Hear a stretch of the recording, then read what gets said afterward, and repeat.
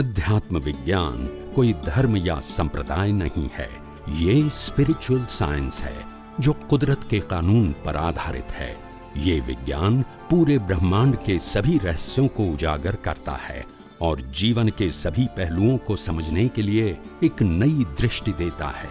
इसी को art of vision कहते हैं, दुनिया को देखने की एक नई दृष्टि, जो अध्यात्म विज्ञानी परम पूज्य स्वामी श्री कमलेशानंद जी के निर्देशन में सनातन सत्य का अनुसंधान कर हमारे जीवन को प्रकाशित करे। जय सच्चिदानंद।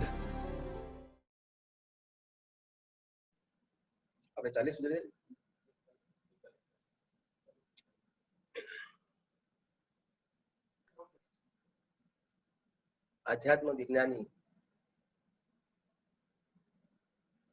શ્રીમદ રાજચંદ્રજી જેમને આત્મસિદ્ધિ લખી છે એની ગાથા હવે આપણે સાંભળીએ અને સમજવા પ્રયત્ન કરીએ। ગાથા નંબર 41। જ્યાં પ્રગટે સુવિચારણા ત્યાં પ્રગટે નિજ જ્ઞાન, જ્યાં પ્રગટે સુવિચારણા ત્યાં પ્રગટે નિજ જ્ઞાન, જે જ્ઞાને ક્ષય મોહ થઈ પામે પદ નિર્વાણ। જ્યાં પ્રગટે સુવિચારણા, અહીંયા સુવિચારણા એટલે શુભ વિચારણા નહીં સમજવાનું। મેં આગલા પ્રવચનમાં કીધેલું કે સુ અને કુ, કુ એટલે સંસાર ભણી અને સુ એટલે આત્મા ભણી, એટલે આત્મા માટે સુ શબ્દ વાપરવાનો, શુભ માટે સુ શબ્દ વાપરવાનો નહીં। જ્યાં પ્રગટે સુવિચારણા, જ્યાં આત્મા માટેની વિચારણા પ્રગટ થાય ત્યાં પ્રગટે નિજ જ્ઞાન, તો જ પોતાના મૂળ સ્વરૂપનું જ્ઞાન પ્રગટ થવાની શરૂઆત થાય। જે જ્ઞાને ક્ષય મોહ થઈ અને એ જ જ્ઞાનથી મોહનો ક્ષય થાય। કયા મોહનો ક્ષય? સંસારમાં સુખ છે, ઇન્દ્રિયો દ્વારા પ્રાપ્ત થતા સંજોગોમાં, સાધનોમાં, વ્યક્તિઓમાં સુખ છે, શરીરમાં સુખ છે, સત્તા સંપત્તિ સંબંધોને સાધનોમાં સુખ છે। આ માન્યતા ક્ષય થઈ જવી, એને જ્ઞાન, જે જ્ઞાને ક્ષય મોહ થઈ એટલે કે આ મોહનો ક્ષય થાય, પામે પદ નિર્વાણ, અને એ જ જ્ઞાનથી એક દિવસ એ જીવ પુરુષાર્થ કરતા કરતા એક દિવસ નિર્વાણ એટલે કે મુક્તિના પદને પામે છે। ગાથા નંબર 42। ઉપજે તે સુવિચારણા મોક્ષ માર્ગ સમજાય, ગુરુ શિષ્ય સંવાદથી ભાકુ સટપદ આહી। પહેલું લખ્યું છે ઉપજે તે સુવિચારણા એટલે કે જો મને સુવિચારણા એટલે આત્માલક્ષી વિચારો જો ઉપજે એટલે ઉત્પન્ન થાય અને મોક્ષ માર્ગ સમજાય અને મુક્તિનો માર્ગ મને સમજાય, ગુરુ શિષ્ય સંવાદથી ભાકુ સટપદ આહી। અને એ રીતે 6 પદ જે શ્રીમદ રાજચંદ્રજીએ સમજાયેલા છે, હું કોણ છું, ક્યાંથી થયો, શું સ્વરૂપ છે મારું ખરું, કોના સંબંધે વર્ગણા એ રાખું કે એ પરહરું। આત્મા છે તે નિત્ય છે, તે કર્તા છે, તે ભોગતા છે, અને બંધ છે, અને મોક્ષનો ઉપાય પણ છે, મોક્ષ છે અને મોક્ષનો ઉપાય પણ છે। આવી રીતે 6 પદો શ્રીમદ રાજચંદ્રજી આપેલા છે કે વાક્યુ સટપદ આહી, એટલે કે આ 6 પદોનું મેં દર્શન, સમજણ, જ્ઞાન મેં શિષ્ય તરીકે ગુરુ પાસેથી પ્રાપ્ત કર્યું, મેળવ્યું, એવું શિષ્ય કહે છે। ગાથા નંબર 43। આત્મા છે તે નિત્ય છે કરતા નિજ કર્મ, છે ભોગતા વળી મોક્ષ છે, અને મોક્ષ ઉપાય સુધર્મ। એટલે કે એમને જે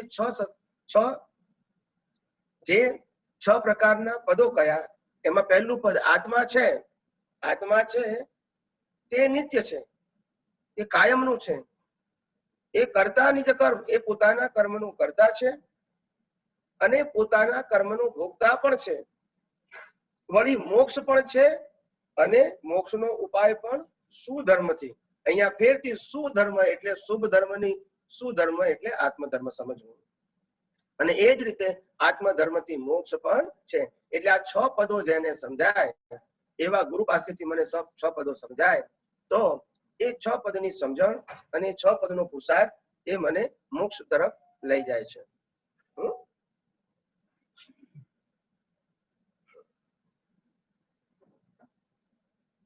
ગાથા નંબર 44. સઠ સ્થાનક સંક્ષેપમાં સઠ સ્થાનક સંક્ષેપમાં સઠ દર્શન પણ તે સઠ સ્થાનક સંક્ષેપમાં સઠ દર્શન પણ તે સમજાવવા પરમાર્થને કયા જ્ઞાનીએ તે, એટલે કે સંક્ષિપ્તમાં કહેલા 6 પદ તે જ 6 દર્શન પણ છે. પરમ પદને સમજવા માટે જ્ઞાનીઓએ તે કયા છે? એટલે કે 6 પદ જે મેં તમને આગળ કીધા તે આત્મા છે, આત્મા નિત્ય છે, આત્મા કર્મનો કર્તા છે, આત્મા કર્મનો ભોગતા છે, મોક્ષ છે અને મોક્ષનો ઉપાય છે. આ 6 પદ છે એવા જ 6 દર્શન છે. એ 6 દર્શન સમજાવવા પરમાર્થને કયા જ્ઞાની, અહીં એ જ્ઞાની પુરુષને 6 દર્શન સમજાવવા માટે જ્ઞાની પુરુષે અહીંયા કહ્યું છે. પછી એ 6 દર્શન આપણે એક પછી એક આવશે પાછા. ગાથા નંબર 45. નથી દ્રષ્ટિમાં શિષ્ય હવે શંકા કરે છે કે ભગવાન, હે ગુરુ ભગવાન, તમે મને સમજાવ્યું છે પણ હજુ પણ મને શંકા પડે છે. શું શંકા પડે છે? નથી દ્રષ્ટિમાં આવતો, આત્મા છે પણ દ્રષ્ટિમાં આવતો નથી. નથી જણાતું રૂપ, એટલે એને જોઈ પણ શકાતો નથી. બીજો પણ અનુભવ નથી, બીજો મને કોઈ અનુભવ આત્મા સંબંધિત થતો નથી. તેથી ન જીવ સ્વરૂપ, તેથી એ આત્માનું અસ્તિત્વ હોય એવું લાગતું નથી. એને જીવ માનીએ તો બરાબર છે, પણ આત્માનું અસ્તિત્વ અલગ છે એવું લાગતું નથી. એટલે શિષ્ય અહીંયા શંકા કરે છે કે નથી દ્રષ્ટિમાં આવતો, આત્મા જ હોય તો દ્રષ્ટિમાં આવવો જોઈએ ને. એક તો દ્રષ્ટિમાં નથી આવતો, કે બહારના રૂપથી પણ દેખાતો નથી આકાર સ્વરૂપે, અથવા તો બીજો કોઈ પણ અનુભવ આત્માનો મને થતો નથી. માટે તેથી ન જીવ સ્વરૂપ, તેથી એનું બીજું કોઈ સ્વરૂપ કોઈ જીવ સિવાય એવું મને ભાસતું નથી. ગાથા નંબર 46.